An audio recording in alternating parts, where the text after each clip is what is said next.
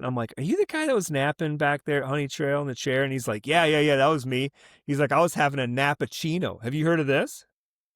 That's the best thing. That's the next No, t-shirt. I haven't heard it I've never labeled heard as a that. No. But nappuccino. no, so it's not just a nap. You take a Okay. shot of caffeine, like espresso or Okay. Coke, and then you fall asleep.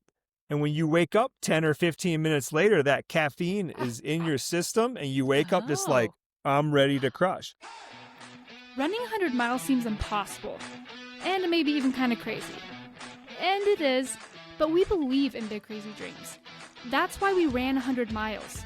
It was such a life-changing experience for us, we decided to devote this podcast to preparing and inspiring you to run your first ultra race. Are you ready to feel the highest highs and the lowest lows?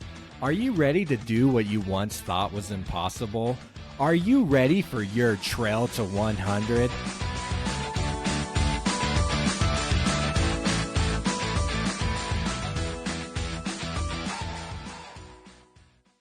Thank you for joining us today here on Trail to 100, the podcast made to help you finish your first 100-mile race. My name is Jacob Bateman, and joined along with me today is my beautiful and lovely wife, Melody. Why do you always smile like that during the intro? I just, what kind of reaction are you expecting out of me? My favorite part of every podcast is when I get to say that line and see what you say back. Putting you on the spot. That's why I smile. Anyway, so today we had a special guest. We had Janis Putelis join us. Now, Janis Putelis is a content creator for the company Meat Eater, which puts out TV shows, podcasts, and are very involved in the hunting world. But we got to talk to Janis about his first 100-mile race. He just ran his first 100 this past July, the Crazy Mountain 100 in Montana. He's been ultra running for 5-ish years now. But running for 20 plus years. Yeah. If you are looking to run your first 100-mile race, you do not want to miss this episode. That's what I was thinking the entire time. There are some golden tips in here. Yeah. With it still fresh on his mind, he talked about when issues arise, how to solve them, and strategies to implement during a race, and things that you need to be taking note of even before the race and making sure you're taken care of. Now, the last thing that I think really makes this show special is that we were able to dive into a little bit of the hunting world and the trail running world and where the crossover lies, and how both hunting can benefit your trail running and how trail running benefits those who hunt. So real interesting to hear his knowledge and what he had to share. So let's get to it. Janis Putelis. Well, thank you, Janis, for joining us today here on the podcast. We are so excited to talk with you. Thanks for having me. I feel honored that anybody would want to interview me just about running 100 miles. Hey, you're our kind of person. We love the first timers. Yep. So, Janis, what even drew you to trail running in the first place? Pretty simple, really. It was just to be in shape for September elk season. You know, I love chasing elk in September with my bow, and as you guys know, it happens in the mountains. You know, there's a lot of trails that have to be hiked, walked, whatever, and a lot of vert that has to go down, and you got to be in shape for it. You know, when in my 20s, you could sort of like hit September 1st and kind of walk your way into elk season, but you know, in my 30s, that started to get harder and harder, and I really just wanted to be at like peak shape, you know, during September. And so started running a little bit, probably, I don't know, in my mid-20s. That's what drew me to it. With being in shape for hunting, I don't think 100 miles. Why 100 miles and not like a 50K? Yeah, because that or would even get a you half. in. Right. Like what made you think further? Yeah, well, I did all that too. So okay. Yeah, I lived in Colorado for a long time, and right around Vail. The longest run I ever did there was the Vail Trail Half Marathon, which actually is like 14 or 15 miles. It's a little bit longer than a true half. And then I moved up to Montana, and even before I knew there was a race called the Bridger Ridge Run, I looked at that ridge and was like, oh man, that looks so rad. Like that'd be so fun to basically run the entire spine of that mountain range, from one end to the other. Lo and behold, there's a race that does it. So that's only like a 19 miler. It's got a lot of vert. I can't remember right off the top of my head, maybe 7K, 8K, something like that. And then, I just sort of started like, I would do a distance and go, oh, that wasn't too bad. Like, what's next? And so I think I jumped from that one to the rut 50K, 31 miles. And then I went from 50K to 50 miles. And last summer I ran the Bighorn 50 miler. And then this summer, in preparation for Crazy Mountain 100, I ran the Scout Mountain 50. Awesome. So I worked my way up, and I was like, how we ended at the Crazy Mountain 100. My brother also likes to run, and he does some long distance running. His first 100, I think, was the Lighthouse 100 in Michigan, which is like a pancake. And I was telling one of my good buddies that I run with a lot here, I was telling him, well, I think I should like try something a little bit mellower than say the Crazy Mountain 100. And his reply was like, that's stupid. Like all we do is spend time in the mountains, running hills, up hills, down hills. Like, why would you go like out of your element? This is your element. This is where you train. Like you should definitely do like a full on mountain 100. And I was like, okay, sounds good. And so that's how we landed at the Crazy Mountain 100. So how long have you been running then? So how long of a I mean, prep was this?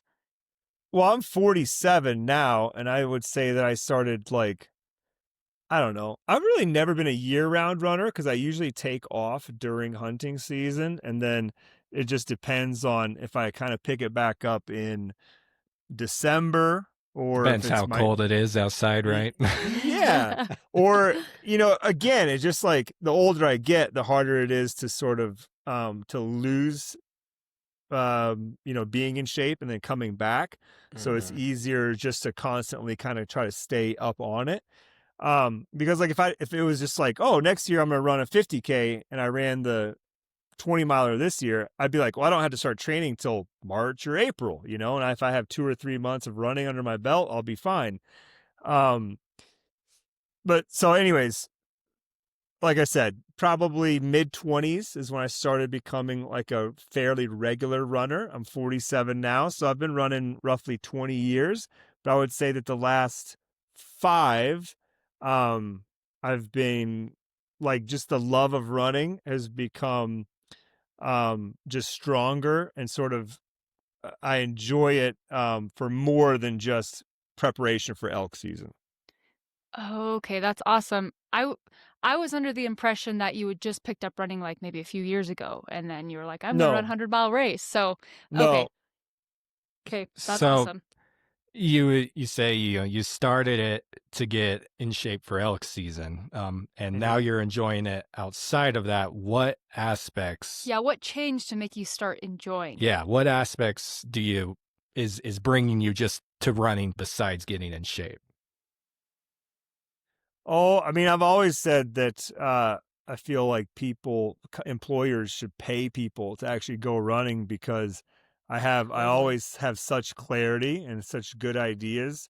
Like I actually keep a list of ideas that have come to me while I was running that I then acted upon and then that came to be, something like, whether if it was a product idea or, a content idea or maybe even just like a good question for the next person that we're interviewing for our podcast. But like, that's always worth a ton. It's like every time you think life's getting a little too crazy, a little too busy, you go out and knock out 4 or 5 miles, and it's like it just brings you such nice clarity, and just kind of resets everything.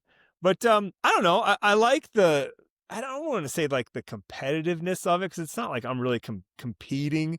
But you're competing against yourself. Yeah, exactly. So I would say that more than, yeah, however you want to put that, like that competition versus against yourself, just seeing if you can do it. But yeah, I don't know. It's just I like spending time in the mountains, and running is a great way to do it.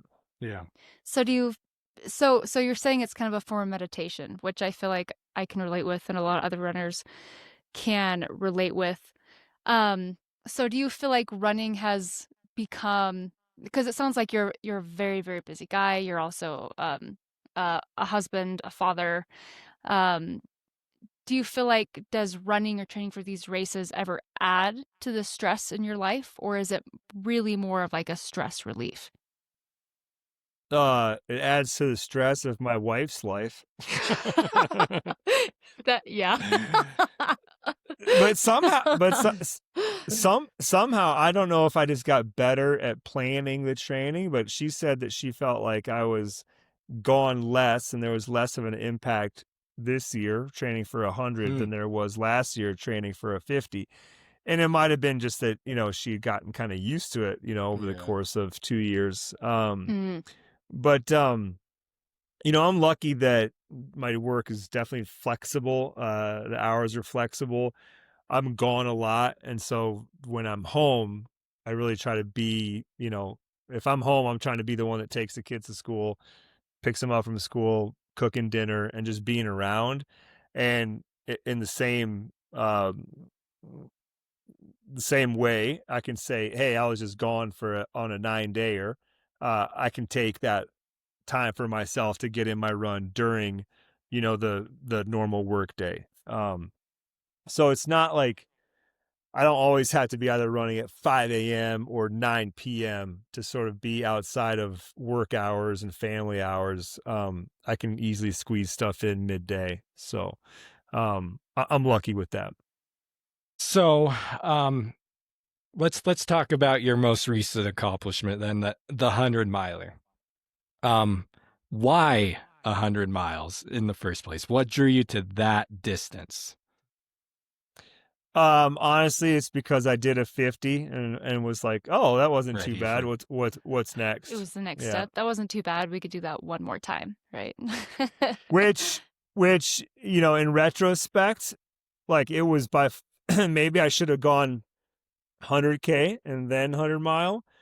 I don't know if that would have made a difference. But like doing 250s in a row is way different than just that jump was way different than jumping from 50K to 50 miles, it's just a whole nother level.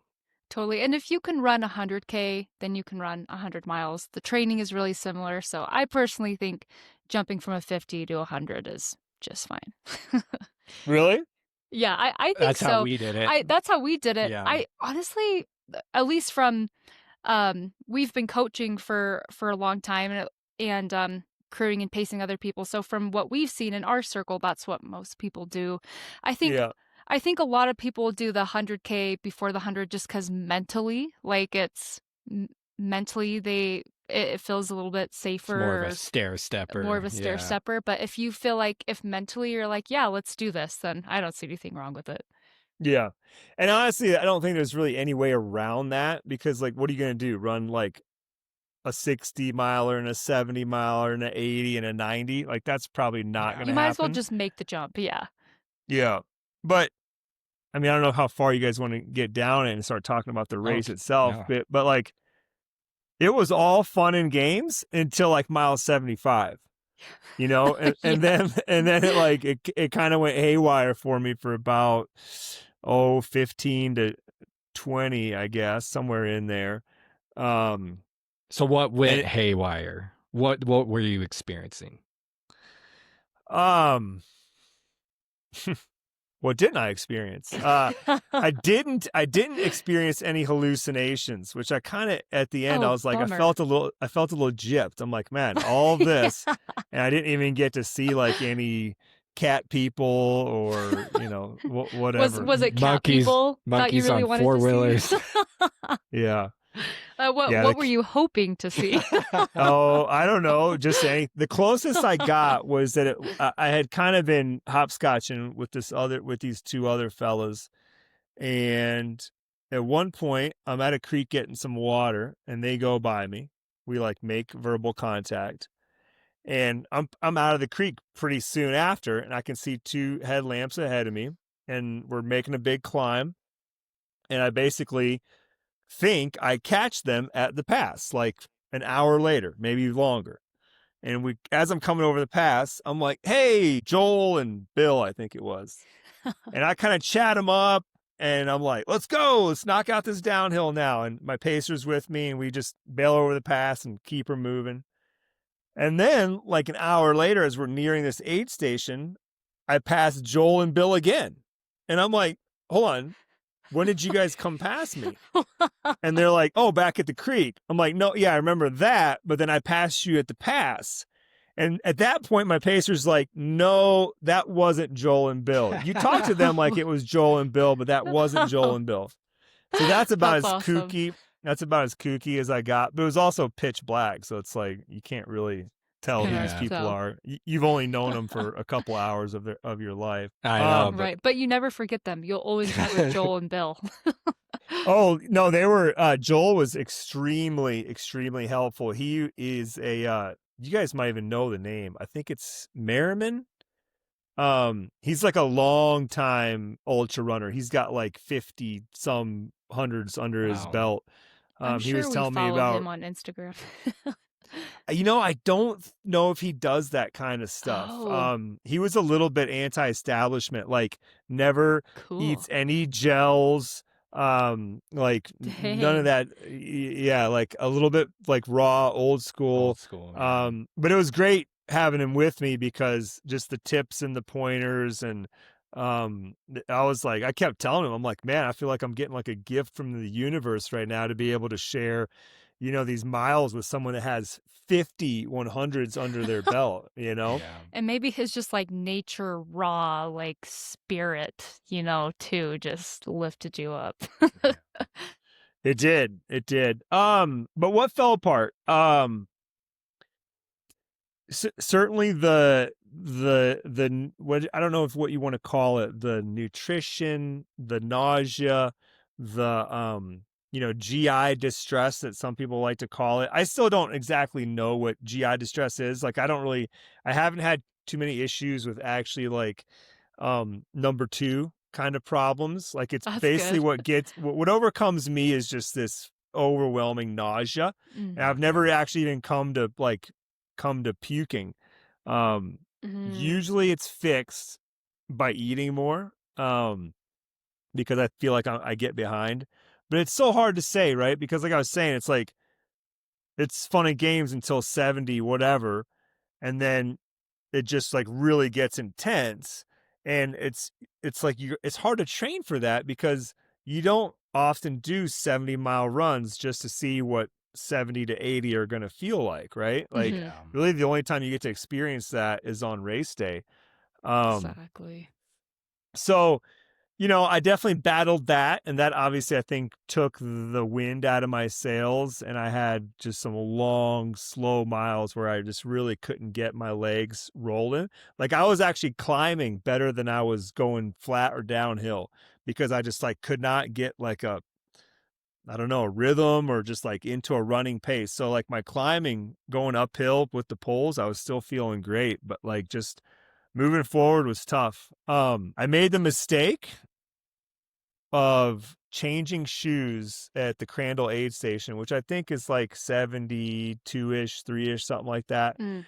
I had been in the same pair of shoes for 73 miles and they were doing just fine.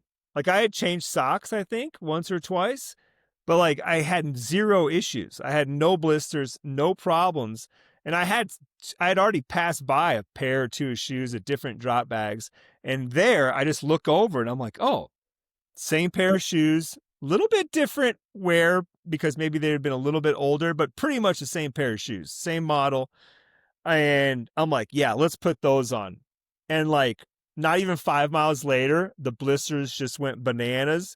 Oh They no. grew, they popped, and then they peeled, and it all happened like that. And so Oh. if I was going to give a tip to somebody, it's like you don't have to run 100 miles in more than one pair of shoes.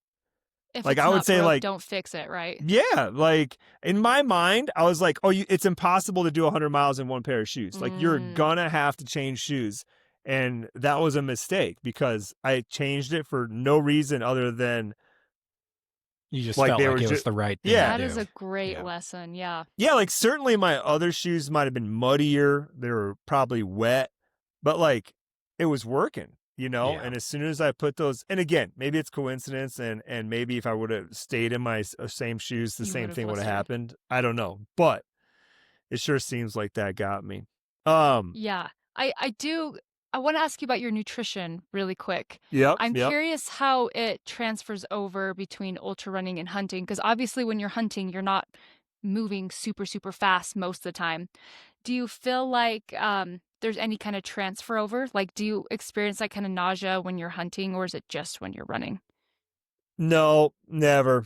I mean, I think you probably could find it somehow by just exerting yourself somehow, but I just, there's no way that I exert myself the same way, while I'm hunting as I would, running a race like that. Because So if, nutrition is a whole new realm. yeah, yeah. And I'm actually, I was very surprised. Like I worked with a coach who, I love, and she's helped me through all of my, like the last 3 years I've worked with her. And, like we always have kind of reached our goals together. Um, but like just the amount of, like I consume, you know, a lot of running content, podcasts, reading stuff, whatever. And I don't feel like there's as much of as big of a part as the nutrition is to doing something like this. I feel like it takes up a much smaller space. Like the ratio is skewed. People aren't talking about it enough. People aren't like figuring it out or training enough. And I did a lot of training on like trying to eat and run where I would literally eat dinner with the family in my running clothes and like finish dinner and just out the door. Like, and go 2-3 hours, right? Just to have that feeling of like, oh, you're running on a full stomach. Like I Yeah. did all that, but like, it just seems like that amount of exertion, something else happens in there. And I don't know, to be confident in your plan. I think a mistake I make is like, I'm always trying like different gels and I'm just like the variety guy. Cause I'm like, well, I don't want to eat the same gel flavor for 24 hours. So I'm going to start Right. switching it up. So if something goes bad, I can never point a finger and go, oh, maybe I shouldn't have eaten that gel. I should have just stuck with those gels. Right. Anyways, I still feel like I know I'm not going to change my shoes. I don't know what I'm going to do about the nutrition for the next one. Welcome to running hundreds, Yeah, Janis. that's so common. That's the number one reason most people will actually DNF their first 100 is because of nutrition issues. And it just takes a few 100s to figure it out, honestly. And just training your gut. It sounds like you did all the right things from what we're hearing. But Well, you're probably a smarter man than me. I just ran my fourth 100, and for the first time ever on number 4, I did not have finally, no gut issues. So it took me 3 goes. But what does a gut issue look like for you? Oh, see, it's For been Jacob, different. it is number 2. Well, no, it's It was both. on the last one. I've had the nausea. Number 1 was the nausea. Number 2 was the nausea too. Oh, that's true. So I had the nausea where I almost felt like I also had like a bowling ball in my stomach. But yeah, just I have thrown up on 2 of my hundreds. It has led to throwing up. But then my third 100, it was on Scout Mountain actually, and that one was number 2 hit, and it hit hard to where Imodium. We've mentioned this on almost every episode now. Is you always have Imodium. Yeah, in now your I do, bag. because I was going every 10 to 15 minutes, popping off on the side of the trail. Just everything was shooting straight through. But yeah, Imodium saved me that race. Took a couple of those finally. I got to an aid station. There was a doctor there. She asked me what was going on. I told her. She gave me a couple of those. I didn't believe that it would actually fix the problem, but it did. So anyways, yeah. I mean, yeah. So I've experienced both the nausea and the number 2 issues. And yeah, nutrition, like you said, there's not enough time talked about it because it is make or break on a 100-mile race. For sure. Yeah, because I feel like everybody puts the work in usually. Yes. Yeah. As far as the miles and the time on your feet. That's the easy part. Yeah. Yeah. Yeah. And like we have to, like, Melody's way better at nutrition than me, but like and we've gotten this from a nutritionist and named Julie Shobe. She talks about planning your nutrition hour by hour and putting it in little bags.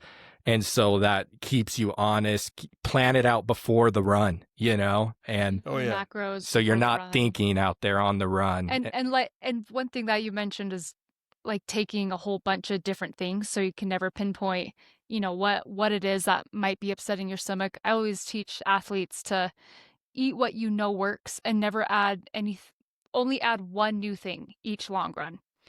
Mhm. So then what If is something potentially upsets. messing you up. Yeah. Yeah.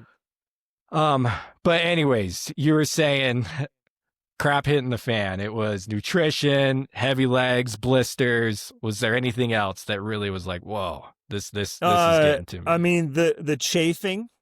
Oh yes. I've we never did listen experienced. to the Meat Eater podcast. Yeah. It sounded like, Steve really was fascinated with that. Totally. And Yeah. and it's just something again that like people kind of talk about, but I think it's like anything. When you start to get experience in something, it's easy to forget what you didn't know in the beginning. Yeah. And like another coach I know, she's like, oh yeah, a lot of my runners literally will not go running, even if it's a 2-mile run, without lubing up their butt cheeks, right? Like it's Yeah. it's just like it's like you put your shoes on, you lube up your butt, and you go running. And like luckily, I just had a friend that had like given me some, of the squirrel nut butter, and I mean, I had experienced a little bit of it at Scout, but nothing like what I had going on at the 100. And yeah, I mean, luckily I had plenty of lube around and lube stashed at aid stations and whatever, so it was fine. Good. But if you're not ready, I mean, it'll be debilitating. Yeah. Okay, hopefully this isn't like way TMI, but we're all runners here and we're already talking about poop and butt cheeks and stuff, but I feel like the worst part with chafing is the shower afterwards. Yeah. The worst. I've never burns. experienced pain like Yes, that in it my does. life, and I've given birth. So anyway. No, you're right, man. It's tender for a couple days. One thing that I didn't know about that, again, it could be coincidence, but the last aid station at Crazy is called Hunting Camp. And after that, you have like an 8-mile run on pretty much a graded road, and it's ever so slightly downhill. And I got to Hunting Camp in pretty bad shape. Like I was just kind of not hobbling, like I'm still running, but it was just like not when you see videos, you're like, that guy's not running, And I ate again at Hunting Camp and, changed some clothes, kind of it was getting later in the day. So I got more sun protection on. And then my buddy who was ending his pacing duties was like, where's the Tylenol? And I'm like, I don't need Tylenol. Nothing hurts. And he's like, you should take it. It'll be fine. I'm like, I don't know. It's going to make me more nauseated. And he's like, trust me, it's going to be good for you.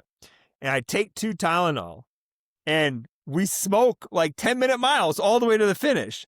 And I'm like, I've you gotta actually be never kidding heard me. that. I'm like, that's I've all it never took heard was that 2 strategy. Tylenol. That's funny. And I've talked to since then, I've asked a lot of people, and some people are like, nope, never do any kind of pain relief. Yeah. And then other people are like, oh, every single long run at some point, I will take some Tylenol. Yeah. Mm. Yeah. Honestly, is. I personally try to avoid it just because it kind of freaks me out. But I'll use it on every single race. Like race day, I use it, but on long runs or even short runs, I don't touch it. Yeah, that's what I mean. That's interesting. That's what I mean. Yeah. Like 100-mile type Yeah. days. Okay. Yeah. Yeah. No. Well, Mel, Yeah. your first 100, it was when you took 2 Excedrin. It was the caffeine though. It just like brought me to life. You just lit up at mile 85 all of a sudden. Yeah. Caffeine. No. Did you do caffeine at all? I feel like you have to on 100. You know, I do, but I'm not 100% sure if maybe that might not be also part of what could be causing some of the nausea. And Oh, okay. maybe it's how I'm taking it, because I don't drink caffeine regularly. Yeah. I just drink decaf coffee. And so it's nice in a way, because again, when I did Scout 50, like I waited until about like mile 35, whatever that aid station was, and was like, all right, it's go time, like slice of pizza, ate like the little mini Coke, and just like came out of there like Superman. And it was fine. Like I battled a slight nausea in that race, but like kind of pushed right through it. No big deal. Yeah. And I can remember, like I was actually on the course, like telling stupid dad jokes to a couple of these gals that I was running with. And they were like, dude, you have way too much energy right now. And it was 100% the caffeine. Yeah. So I started caffeine at mile 50 during the 100. And again, hard to say. There's just so many compounding factors. It's hard to know what it was. Yeah. Yeah. But yeah, because like I've had really great results with it. But like when I ran my second Bridger Ridge run, same thing. I kind of waited until mile 11 or 12 to take some Coke. And then all of a sudden I did like a half water, half Coke flask. And all of a sudden the nausea just hammered me. And like I had just 4 terrible miles. Like I was on pace to like break my, PR by like 40 minutes. And instead I broke it by like 10, which is still fine. Totally. It happens. It's just part of, these long runs. But yeah, so it's That's just another thing I'm interesting. trying to figure out, and I trained on it too, like we even have probably a couple leftover mini Cokes sitting in the fridge now. And I could drink one right now and not have any adverse side effects. Right. But it's just different when you're running 100 miles. Yeah. I want to know, did you have any yes, you experienced all this hard stuff, but did you have any felt like mentally you were broken and you had to get out of the mental dumps to keep going? Like any of those, you overcame this low moment? I never stopped. I asked I realized we were at another aid station, and this at the time, the guy I had pacing me has, out of all my friends, the most experience. And I chose him for the hardest part, which was going to be like 70 to 90. And we come up to this aid station, and like 5 minutes out, he's already talking like, okay, here's the plan for the aid station. You're going to go in, you're going to sit down. I'm going to get you this. I'm going to fill up this. I'm going to get your bag. And like, we had a plan. We go in there, we execute the plan, and he's like, okay, time to go. And just about time of standing up, I look around and I notice that there's like literally 10 people passed out all around me. People in chairs, people on the ground. And I'm looking at this one guy like right across from me, and he's just like, sleeping on his knuckles. And I'm like, Steven, look at him and how like happy he is. Like maybe that might bring me back to life. And he's like, man, I don't think it's the right thing to do. We had just caught a group, and he also, I think, was like feeling a little spunky and was like, let's not only catch this group, let's like put a gap behind, ahead of them, which didn't happen. But like later, that dude catches us, the guy that was napping, and we chat for a little bit, and he starts to pass us. And I'm like, are you the guy that was napping back there at Honey Trail in the chair? And he's like, yeah, that was me. He's like, I was having a nappuccino. Have you heard of this? That's the best thing. That's the next t-shirt. No, I haven't heard it I've labeled never as heard that. a nappuccino. But, no, so it's not just a nap.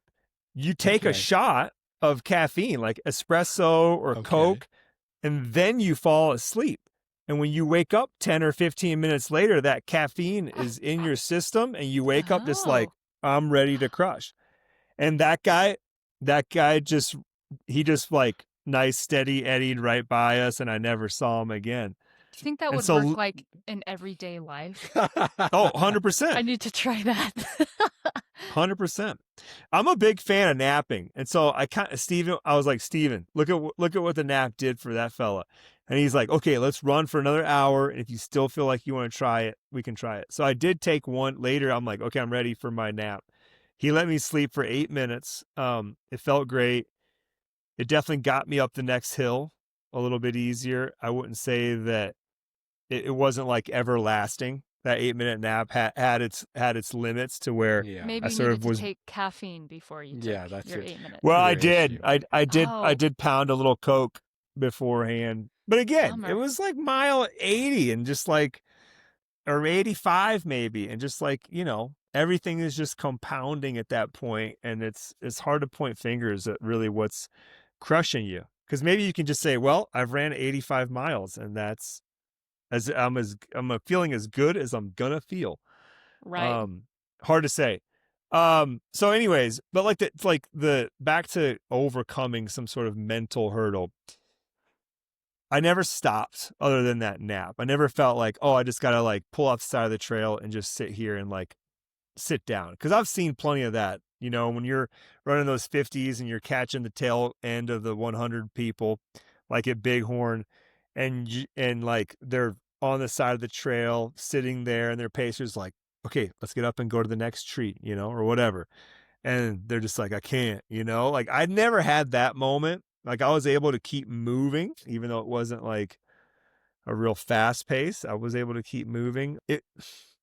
I do think that it might have been easier to quit had I been on my own, That's and did understandable. not have a pacer. Because again, my buddy Steven is just like a real pro, and the whole time he's just like, "Hey, man, you're looking good. Great form. Look at what a beautiful day we have. We just knocked out." Oh, he's great. He's great.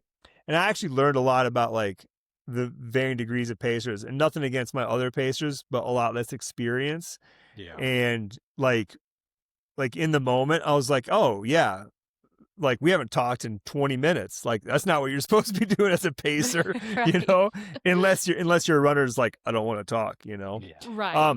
That being said, as much as I enjoyed doing it with my friends and doing the whole pacing thing, the next one I do, I'm definitely going Euro style and gonna go solo. And is that because you're looking for that? Yes. You're looking for that down in the dumps, Where like you got mental hurdle you want to get internal over. reflection. Yeah, I just think that it'll be and I've talked to enough people that have done it. It's a completely different experience. Yeah. And so instead of Totally. going from, like I've gone now from 50 miles to 100 miles, instead of going from 100 to 200, that's not like a thing in my head yet. Yeah.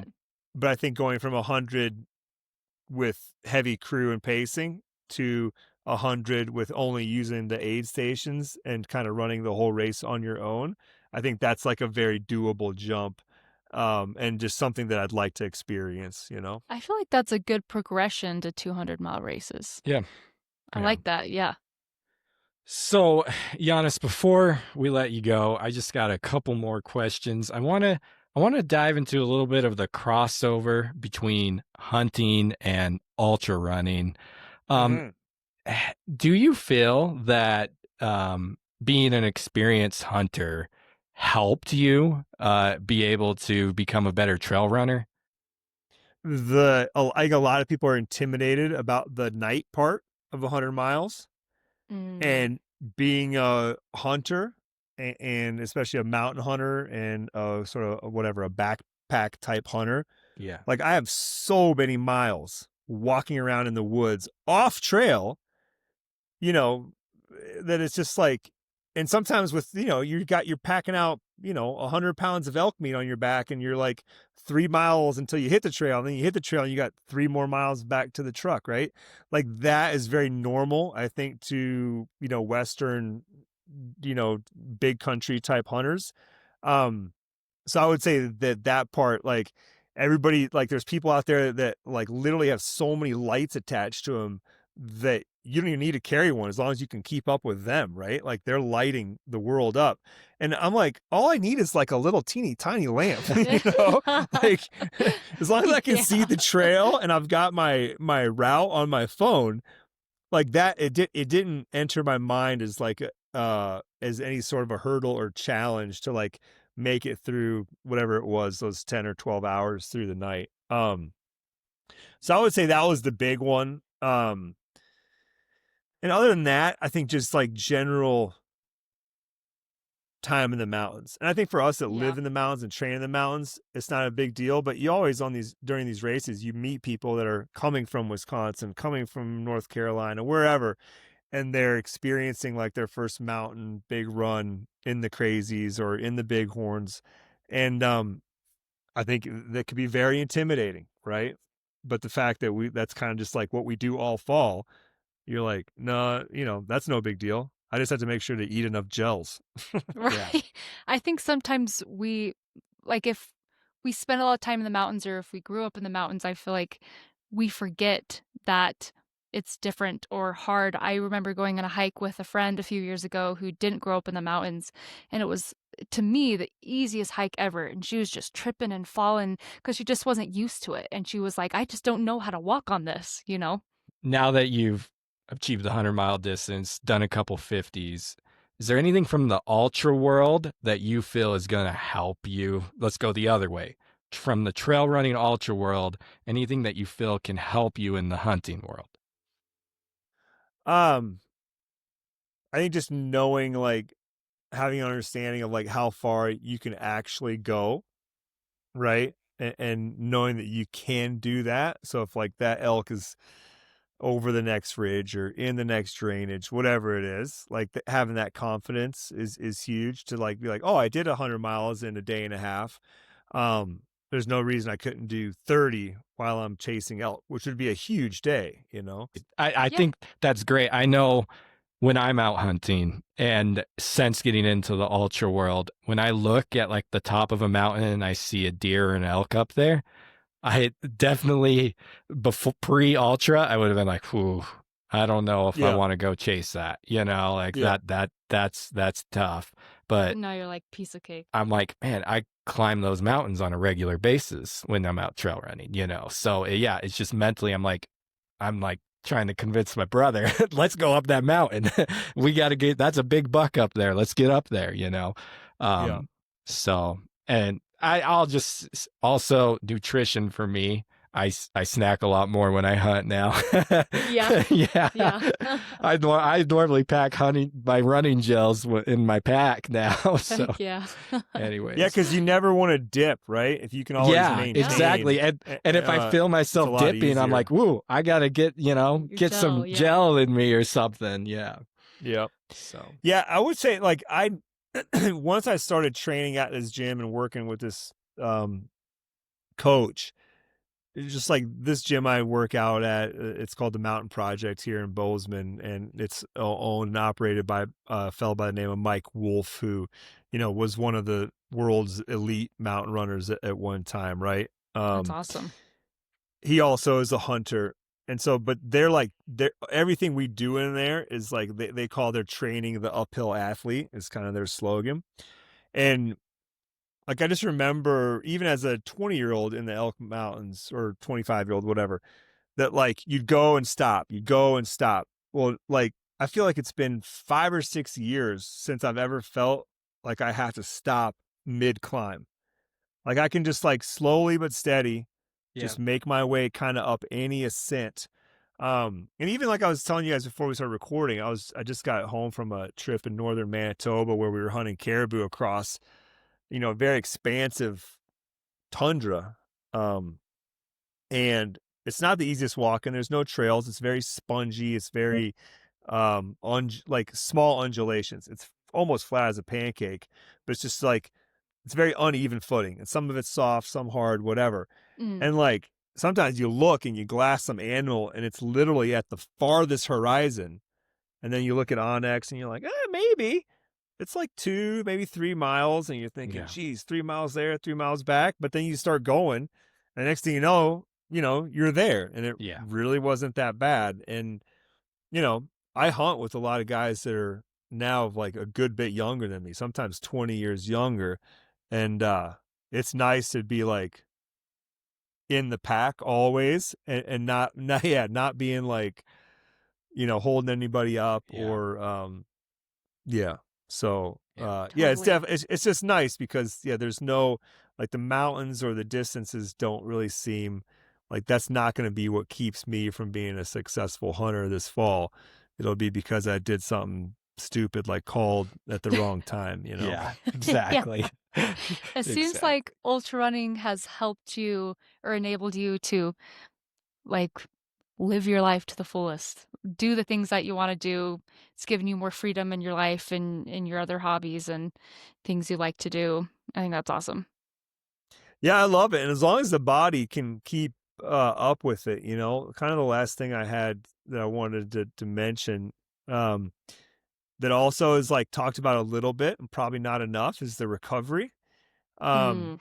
And I felt like I took it real seriously. Like we had a week at home, and I was just like off my feet, eating a lot. And then we went on a family vacation to Alaska fishing. And again, like no real hiking. I mean, I was on my feet in the boat, but like pretty chill, eating a lot. And honestly, when I got home after those 2 weeks, maybe even 3 weeks out, I was ready to run another 100 because I'm like, I feel great. Nothing hurts. I feel very durable. I don't have any lingering pain. But then like another week or two go by, and all of a sudden I got a little twinge in one knee, and then all of a sudden the other knee's got like this like sort of slight instability. And then like I realized that it was almost like 3 to 4 weeks later, I woke up one morning and was just like, oh my God, I have so much more energy than I did yesterday. And like it you would never think that it would take a month, right, to feel that, but sort of like coming back from it. It's like this long, very long, and just kind of a weird recovery. Like those little things in my knees have pretty much gone away now. Um, and again, I'm feeling good. Like I'd probably set off for 100 tomorrow if I had Heck one yeah. I could do. But like it's again something I think that like we should be probably thinking about talking about more and making sure that everybody is like really doing a good job, because I think it'd be very easy. Like I didn't run at all for probably 3 weeks, like not a single step. That's And I think it'd awesome. be very easy to be like, oh, no, I feel pretty good. Like I'm just going to kind of jump back into my normal, whatever, 25-mile a week routine. And I can't tell you if that's good or bad, but I can just tell you that it's sort of been a very long, kind of weird, like, yeah, just a place I haven't been to before, you know? I'm so glad that you brought that up because I think a lot of people don't realize that. We have had people laugh at us when we're like, okay, take a month or two off. They're like, are you kidding me? Like Yeah. I'm gonna lose all my fitness, but it really does take that long. And I had a coach before we ran our first 100 say that for every mile you run, you need to take a day off of running. And that's like 3 months, right? And but it's true, and obviously it depends on kind of your experience, and there are some people who are able to train and get to a point where they can run 100 miles and recover relatively quick and get back at it, but those are like the elite athletes that are training all day every day, you know. Yeah, But it's yeah, 2% of the population. exactly, probably even less than that. So it definitely takes time, and it's weird. It's kind of, you can't describe it. You don't know what it's like until you're in it and you're feeling it. It just is a, like you said, it's weird. All very relatable. Yeah. I ran the Wyoming Range 100 in August, and a couple weeks ago I had a coworker literally ask me like, what's been wrong with you? Ever since your race, you've just been so like, your energy's so low. You're like, And you're just still like, recovering. Yeah. Yeah. Well, and Jacob did that thing where he took a couple weeks off. Then his friend was like, "Hey, come run 11 miles with me or whatever," and It was a he bit got further, hurt. but anyways. All right. Well, anyways, Janis, thank you so much for joining us today. This has been a pleasure talking with you. And you might have already said this, but we ask every single one of our guests this. For those people out there who are out there looking to run their first 100, maybe they're training for it right now, trying to make that happen. What would be your top piece of advice for someone trying to achieve this distance for the first time?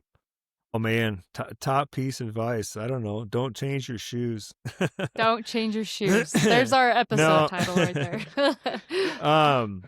I don't know. Put a lot of energy and time into, you know, dialing in your nutrition and staying staying true to it, like you guys said, you know, and Yeah. figuring out a program, because I don't know, just no matter what, like you're gonna hit. And that's like kind of the fun part, right? Like the first 50 or the first 75 miles is kind of like the entry fee to get to experience Yeah. 75 to 95 or whatever it is, right? Where you're going to really get that test of yourself and have to like battle some demons or, you know, see some visions, whatever it might be. I don't know. Yeah. Trust that you can do it, you know. I don't know, top piece of advice. Definitely don't be scared to think you can't do it. I think everybody can do it. I think there's a runner in all of us. We all pretty much have the same bodies, although they come in different shapes and sizes. They still all have, you know, most of them 2 legs with, you know, glutes and quads and calves. And I think everybody can do it if they put their mind to it. Yeah, agreed. Amen. Agreed. If our listeners want to follow you, find more about you, who you are and what you do, where can they find you at? Yeah, it's Instagram is Janis_Putelis, Putelis. YouTube, so I work and make content for a company brand called Meat Eater, and any of the shows that I host, the episodes that I produce are all found there. And then I also, you know, sort of co-host, guest host on a lot of the Meat Eaters podcasts. So whether it's the Main Meat Eater podcast or Meat Eater Trivia, we do a My live favorite. show. We do, yeah, mine too. Trivia is always fun. We do a live show on Thursdays at 11 a.m. Mountain Time. Yeah, and then our website, you know, I usually do some pieces of written content on the website too. So if you type in my name and Meat Eater, you'll find pretty much anything I've ever done in the last 10 to 15 years. Awesome. And we'll put links to all of that in the show notes. Well, thank you, Janis, for joining us today. It's been a pleasure. Yeah, man. Like I said, it's an honor to be interviewed just to talk about running and not. Although we did touch on hunting, but Right. mostly running. So, yeah, thanks for having me on, and good luck to you guys in your future running endeavors.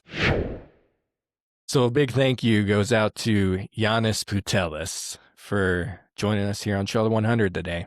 Super fun to have him on. Super fun to get to know him a little bit better. So, Melody, what is your main takeaway from our conversation with Janis? Honestly, I don't have like one big takeaway. I think there were just some really golden tips in there, like the not changing your shoes, thinking about recovery, and we talked a lot about nutrition. So I think it was just the entire time we were doing this podcast, I was like, I really hope people are listening to this one because these tips could make or break someone's race. Agreed. As I thought all the same things with Janis. Like, man, he gave some good scenarios of when crap hit the fan and then how he got through that. So it's a great podcast for first-time 100-milers to listen to. Yeah, and of course it was fun to talk about the similarities and differences between hunting and trail running a little bit too. Yeah, and kind of on that note, that's my takeaway.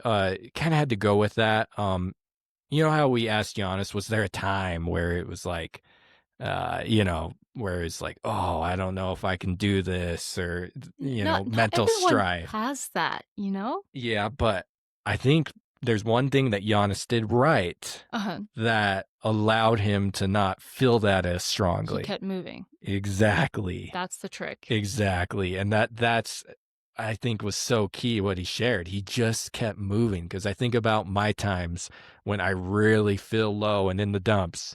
It's because it's because I sat down. Yeah. And then I'm like, I don't want to get back up. You can cry after you cross the finish line. Yeah. You know? Yeah, exactly. You know, and Janis just had a determination. I'm just keep moving. I'm going through this. Now, he did take that little what did he call it? Nappuccino. Yes. He did take the nappuccino. See, what a golden, we've been doing this podcast for a while, and sometimes it's like, oh yeah, we've heard that, and they're all great reminders. But there are so many little tips like that where I'm like, I've never heard of a nappuccino. Like, that's genius. I guess they're around in Montana. So. I guess so. But yeah, I think my main takeaway is oftentimes our lowest points happen because we stop moving. Yeah. Even in life, Mm-hmm. like not just in a race, but in life, like it's when we stop moving. Sometimes you do have to stop and take care of yourself. But He stopped at the aid stations. He stopped to take a nap. Okay, but is it a stopping with intention? It's a break. What am I trying to say? I'm not trying to even say break, but he still has intention with what he's doing. Like he was intending. He never fully stopped until he crossed the finish line. Intending to take a nap, so that way after the nap he felt better. Intentional Yes. stopping or intentional breaks. Yes, Yeah. yes. Yeah. Not just stopping to feel sorry for yourself. Yeah. So, because if you just keep moving, you'll surprise yourself. Right. All of a sudden, 10 miles later, you're like, whoa, how did I already go 10 miles? Right. Then you're at the finish line. So. Yeah. So, anyways, thank you, Janis. You guys can go check out his links. He's a fun follow on Instagram. Links are in the show notes. Well, thank you, everybody, for joining us today. If you want to support the Trail to 100 mission, you can go check out our website, trailto100.com. And we have a store there where we sell t-shirts, where we sell running buffs, and even some sweet stickers and pictures as well. So you can go check that out. Every single dollar that is spent there on the store Goes is put right back into the podcast. Yeah, right back in. So go check that out. And remember, if you want to run 100 miles, make it happen.